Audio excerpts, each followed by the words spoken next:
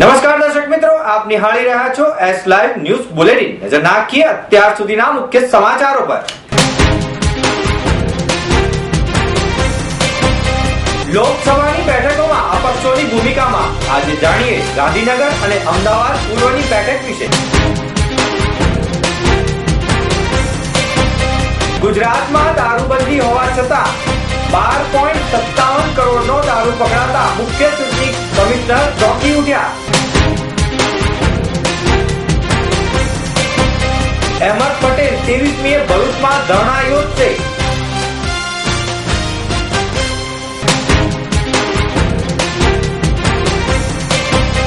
અખિલેશ યાદવે પાટણમાં સભા ગઢી, ગુજરાતનો વિકાસ ઉદ્યોગોને કારણે થયો છે।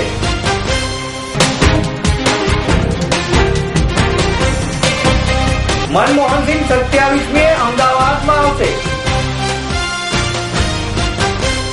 લોકસભાની બેઠકોમાં અપક્ષોની ભૂમિકા અંગે અમારા ગ્રુપ એડિટર જગદીશ દવે સાથે આજે આપણે જાણીશું ગાંધીનગર અને અમદાવાદ પૂર્વની બેઠક અંગે। ગુજરાતનું પાટનગર ગણાતું એવા ગાંધીનગરે ભાજપમાંથી વડાપ્રધાન આપ્યા છે, નાયબ વડાપ્રધાન આપ્યા છે। અહીંથી ભાજપના રાષ્ટ્રીય આગેવાન અડવાણીજી ચૂંટણી લડી રહ્યા છે। આ અંગે આપનો શું વિચાર છે? ગઈ વખતે અડવાણીજી આ જ બેઠક ઉપરથી ચૂંટણી લડેલા અને વિજયી થયેલા। એ વખતે એ ભાજપના વડાપ્રધાન પદના ઉમેદવાર હતા। આ વખતે થોડો ફરક પડ્યો છે। લાલકૃષ્ણ અડવાણી એક મોટા ગજાના રાષ્ટ્રીય નેતા ગણી શકાય, પણ એમનું કદ છેલ્લા 2 વર્ષથી ખૂબ નાનું થતું ચાલ્યું છે। કોણ જવાબદાર છે એ રાજકીય નિરીક્ષકો અથવા રાજકીય પુરુષો બધા સમજે જ છે, પણ મૂળ વાત એ છે કે અહીંયા 10 અપક્ષ ઉમેદવારો ચૂંટણી લડી રહ્યા છે અને ગુજરાતમાંથી ત્રીજા નંબરની બેઠક એવી છે ગાંધીનગરની કે જેમાંથી 18 ઉમેદવારો ચૂંટણી લડી રહ્યા છે। અહીંયા આમ માનીએ તો અડવાણીજી કરતા પણ અહીંયા મોદી સાહેબની આબરૂ દાવ ઉપર લાગેલી છે। સામે પક્ષે કોંગ્રેસના કિરીટભાઈ પટેલ ઉમેદવાર છે। આ વિસ્તારમાં અમદાવાદનો અમુક વિસ્તાર આ બેઠકમાં સમાયેલો છે અને એ વિસ્તારો પટેલ પ્રભુત્વ વાળા વિસ્તારો છે, જ્યારે ગાંધીનગર પ્રોપર અને એની આજુબાજુનો વિસ્તાર કે જેની અંદર સરકારી કર્મચારીઓ જે ભણેલો ગણેલો વર્ગ છે, પોતાની બુદ્ધિમત્તાના આધારે અને રાજકારણ જોડે અથવા રાજકીય આટાપાટા જોડે એમનો સતત પરારો પડેલો છે, એટલે એમને ખબર છે કે કોણ કોને કેમ વોટ અપાય। પણ અહીંયા અડવાણીજી માટે એક એવું માનવામાં આવે છે કે સામાન્ય રીતે રાષ્ટ્રીય નેતા હોય, ગુજરાતના મુખ્યમંત્રીનું એને પીઠબળ હોય તો આ નેતા હારે નહીં, પણ આ વખતે જે દિલ્હીના રંગમંચ ઉપર ભજવાયેલા રોલને કારણે વોટ મેળવવાનું જે પ્રમાણ છે એમાં ઘટાડો થશે એવું જરૂર લોકો માની રહ્યા છે। અમદાવાદમાં એક સમયે કાપડ ઉદ્યોગ ધમધમતો હતો। એ સમયે વિશ્વભરમાં નામના મેળવી છે। અમદાવાદની તાસીર જ એક અલગ પ્રકારની હોય છે। તો આ વખતે અમદાવાદની બેઠકના જે 2 પાર્ટ પડ્યા છે, એક નદી પાર અને બીજો કોટ વિસ્તાર। તો આ વખતે અમદાવાદ પૂર્વ ઉપરથી જાણીતા ફિલ્મી કલાકાર પરેશ રાવલને ભાજપે ટિકિટ આપી છે. આ બેઠક ઉપરથી હરીનભાઈ પાઠક સતત 7 વાર ચૂંટાઈને આવ્યા છે, પણ કોઈ કારણસર ફિલ્મી અભિનેતાને ટિકિટ મળવાથી આ વખતે આ બેઠક ઉપર જે ગણિત માંડી રહ્યા છો, આપ કેવી રીતે માંડી રહ્યા છો? અમદાવાદ પૂર્વની બેઠક માં આ વખતે ટોટલ 14 ઉમેદવારો ચૂંટણી લડી રહ્યા છે. એમાં 5 અપક્ષ ઉમેદવાર છે અને 7 અન્ય પાર્ટીઓના ઉમેદવાર છે. આપણે જેમ પહેલા કહ્યું એમ હરીન પાઠક આ વિસ્તારના એક લોકપ્રિય ઉમેદવાર અથવા લોકપ્રિય સાંસદ રહ્યા છે. મ્યુનિસિપલ કોર્પોરેશનથી શરૂઆત કરી અને સતત 7 વખત અમદાવાદનું પ્રતિનિધિત્વ સંસદમાં કરી ચૂક્યા છે. આ વખતે કોંગ્રેસે પણ અમદાવાદના પૂર્વ મેયર હિંમતસિંહ પટેલને મેદાનમાં ઉતાર્યા છે.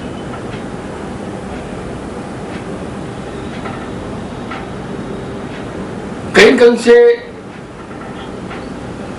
હરીન પાઠક લોકલ હોવાથી જ્યારે પરેશ રાવલને ટિકિટ અપાઈ ત્યારે કાર્યકરોમાં એક ભાજપના કાર્યકરોમાં અસંતોષ ઉભો થયો. પરેશ રાવલ ગુજરાતના કહેવાય, ગુજરાતી બોલી શકે, પણ એમનો વર્ષોથી ગુજરાત સાથે કોઈ નાતો નહીં રહેલો. કમનસીબી તો એવી રહી કે ગુજરાતના નાટકોના કલાકાર ખરા, પણ ગુજરાતી ફિલ્મમાં એમને કંઈક મોટું કાઠું નહીં કાઢ્યું અને હિન્દી ફિલ્મમાં ખૂબ સારા કલાકાર તરીકે ઉઠી આવ્યા. કલાકાર હોવું અને લોકસેવક હોવું આ બેમાં એક તફાવત છે. હા, દક્ષિણના રાજ્યોમાં કલાકારોની ખૂબ મોટી અસર છે, પણ ગુજરાત આ બાબતમાં ખૂબ પોતાની બુદ્ધિપૂર્વકનો મતદાન કરતું હોય છે. આ વિસ્તારમાં ઠેઠ દહેગામ સુધીનો વિસ્તાર આવે એટલે અમુક ગ્રામ્ય વિસ્તાર પણ આમાં સમાયેલો છે. અહીંયા કોમવાદનું રાજકારણ કદાચ લઘુમતી સિવાય બીજામાં થાય એવી બહુ શક્યતા ઓછી છે. અમુક વિસ્તારોમાં અહીંયા એ વસ્તી છે, કોસ્મોપોલિટન છે. અમદાવાદ એ ગુજરાતનું ધંધાકીય પાટનગર છે. અહીંયા ગુજરાતમાં ધંધો કરવાના આવનાર વ્યક્તિઓ કોઈ સૌરાષ્ટ્રમાંથી આવે છે, કોઈ દક્ષિણ ગુજરાતમાંથી આવે છે, કોઈ ઉત્તર ગુજરાતમાંથી આવે છે, અને ઘણા બહારના બીજા રાજ્યોમાંથી પણ આવે છે. એટલે અહીંયા જે મતદારો છે એ મતદારો વિચારસરણી ઉપર આધારિત મતદારો છે. આ વિસ્તારમાં કંઈક અંશે અમુક વિસ્તારોમાં યુપી અને બિહારના વ્યક્તિઓનું પણ મહત્વ છે. એટલે આ આખો વિસ્તાર જ્યાં મિલોની એક અસર રહી છે. મિલ મજદૂરો આજની તારીખમાંથી મિલો બંધ થઈ જવાના કારણે બીજા ધંધાઓમાં વળ્યા છે.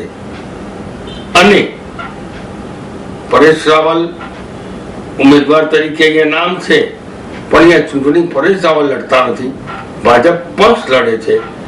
જ્યારે હિંમતસિંહ પટેલનું પોતાનું અંગત અમદાવાદનું કાર્યક્ષેત્ર છે, સાથે સાથે કોંગ્રેસ પક્ષ પણ એમની પાછળ છે. એટલે હિંમતસિંહ પાસે બે વસ્તુ છે, પક્ષ અને એનું પોતાનું કાર્ય.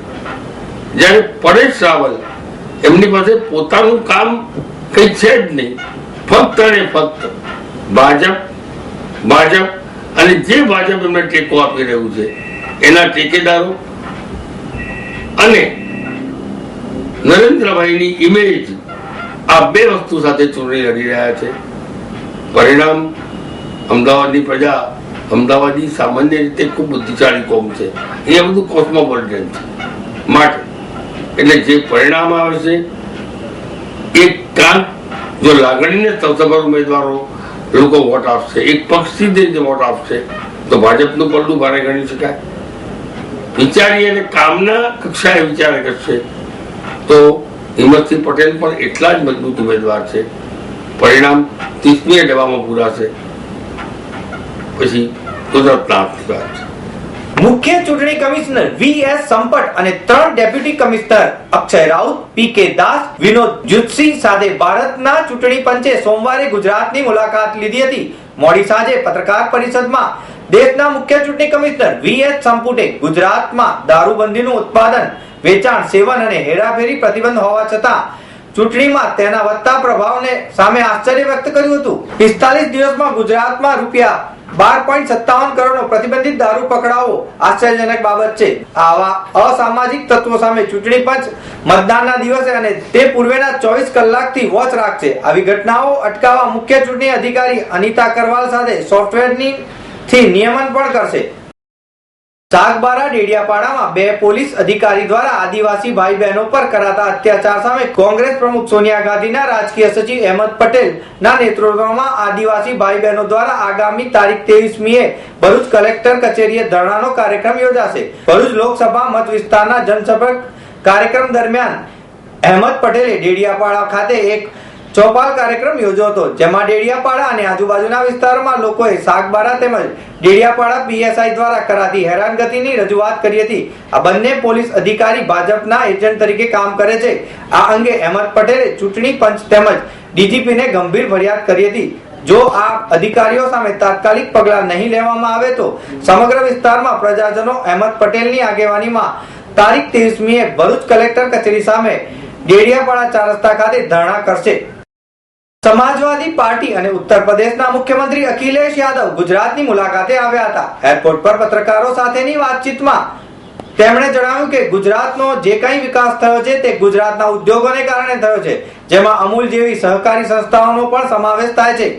અખિલેશ યાદવે મહેણું મારતા કહ્યું કે ગુજરાતના મુખ્યમંત્રી નરેન્દ્ર મોદી આખા દેશમાં ફરી ફરીને કહે છે કે જ્યારે હું આજે ગુજરાતની મુલાકાતે આવ્યો છું. પત્રકારોને સંબોધ્યા બાદ અખિલેશે તરત જ તેમના કાફલા સાથે પાટણ ખાતે પહોંચ્યા હતા અને ત્યાં તેમણે એક જાહેર સભા સંબોધી હતી. લોકસભાની ચૂંટણી સંદર્ભે કોંગ્રેસના સ્ટાર પ્રચારકો પૈકીના એક એવા દેશના વડાપ્રધાન મનમોહન સિંહ આગામી 27મીના રોજ અમદાવાદની મુલાકાતે આવશે, જેમાં તેમણે કોંગ્રેસના સમર્થનમાં પ્રબુદ્ધ નાગરિકોની સાથે ગોષ્ઠી કરશે. લોકસભાની ચૂંટણી નજીક આવી રહી છે ત્યારે રાજકીય પક્ષો દ્વારા તેમના સ્ટાર પ્રચારકોને ચૂંટણી પ્રચાર માટે ગુજરાતમાં ઉતારવામાં આવી રહ્યા છે. કોંગ્રેસ દ્વારા પણ આગામી દિવસોમાં પક્ષના રાષ્ટ્રીય અધ્યક્ષ સોનિયા ગાંધી તેમજ રાષ્ટ્રીય ઉપાધ્યક્ષ રાહુલ ગાંધી પણ ગુજરાતમાં ચૂંટણી સભાને સંબોધનાર છે. આ દરમિયાન સૂત્રોના જણાવ્યા અનુસાર આગામી 27મીના રોજ દેશના વડાપ્રધાન મનમોહન સિંહ અમદાવાદની મુલાકાત લેશે. તો મિત્રો આ હતા અત્યાર સુધીના મુખ્ય સમાચારની ખાસ ગતિવિધિ માટે આપ નિહાળતા રહો S Live ન્યૂઝ બુલેટિન. નમસ્કાર.